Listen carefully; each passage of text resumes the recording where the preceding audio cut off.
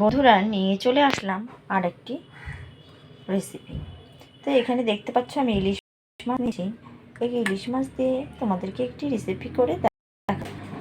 আমি আমার মার কাছে অনেক ধরনের রেসিপি খেয়েছি, কিন্তু তার মধ্যে থেকে একটা পদ্ধতি তোমাদের সাথে আমি শেয়ার করলাম। তো দেখতে থাকো। প্রথমে আমি মাছের মধ্যে হলুদ লবণ মাখিয়ে নেব। বন্ধুরা আমি হলুদ লবণ মাখিয়ে নিয়েছি। এদিকে কড়াইয়ে বসিয়ে দিয়েছি। এখন মাছগুলোকে আমি ভেজে নেব। তো মাছগুলো আমি ভেজে দিচ্ছি, আর মাছগুলো আমি বেশি ভাজবো না, সামান্য টপিক করে ভেজে নেব। বন্ধুরা মাছগুলো ভাজা হয়ে গেছে, এখন আমি উঠিয়ে নেব। এই আমি রেসিপিটা করার জন্য নিয়ে নিয়েছি এখানে কিছু আলু, বেগুন আর কাঁচা লঙ্কাগুলো আমি চিড়ে নিয়েছি।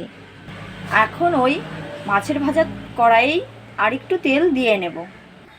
তেল গরম হয়ে এসেছে, এখন দিয়ে দেব একটা শুকনো লঙ্কা, আর দিয়ে দেব কিছুটা।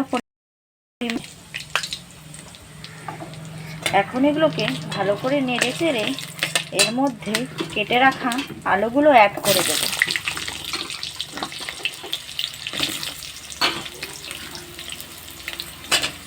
আর দিয়ে দেব চিড়ে রাখা কাঁচা লঙ্কাগুলো।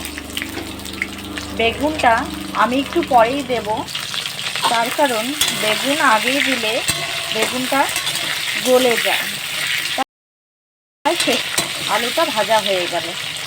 হলুদ লবণ দিয়ে দিয়েছি আলুর মধ্যে। এখন ভালো করে লাল লাল করে আলুগুলো ভেজে নেব। তো বন্ধুরা আলুটা ভাজা ভাজা হয়ে এসেছে, এখন দিয়ে দেব কেটে রাখা বেগুনগুলো। নেড়ে চেড়ে আবার একটু ভেজে নেব। এর মধ্যে আমি সামান্য পরিমাণ একটু আদা গ্রেট করে রেখেছি, এটা অ্যাড করে দেব। দিয়ে ভালো করে নেড়ে চেড়ে একটু ভেজে নেব। আর দিয়ে দেব কিছুটা পরিমাণ জিরের গুঁড়ো। দেব স্বাদের ব্যালেন্সটা ঠিক রাখার জন্য সামান্য পরিমাণ চিনি। এখন সবগুলোকে ভালো করে নেড়ে চেড়ে একটু কষিয়ে নেব। তো বন্ধুরা কী রকম পদ্ধতিতে খাও আমাকে কিন্তু অবশ্যই জানাবে।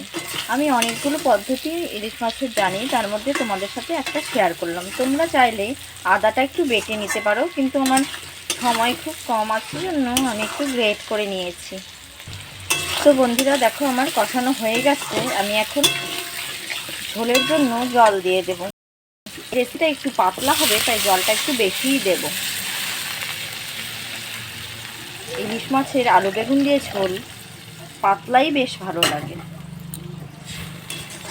এখন আমি ঝোলটাকে ফুটতে দেবো 2 থেকে 4 মিনিট। এর জন্য আমি ঢাকনা দিয়ে ঢেকে দিলাম। তো বন্ধুরা 2 মিনিট হয়ে গেছে, আমি এখন তুলে নিব। দেখো ঝোলটা ফুটে এসেছে। এখন আমি মাছগুলো দেব। তো বন্ধুরা দেখো মাছগুলো ছেড়ে দিয়েছি, আর কিছুক্ষণ আমি ঝোলটাকে আবার ঢাকে ফুটিয়ে নেব। তো বন্ধুরা কিছুক্ষণ পর আবার তুলে দেখে নিচ্ছি। তো দেখো আমার রেডি। দেখে নিই আলুগুলো। দেখো আলু আমি এখন ইলিশ মাছের ঝোলটা নামিয়ে নেব। আর আমার ভিডিওটা কেমন লাগলো আমাকে কিন্তু অবশ্যই জানাবে। আমার ভিডিওটা কেমন লাগলো আমাকে কিন্তু অবশ্যই জানাবে। অসংখ্য ধন্যবাদ।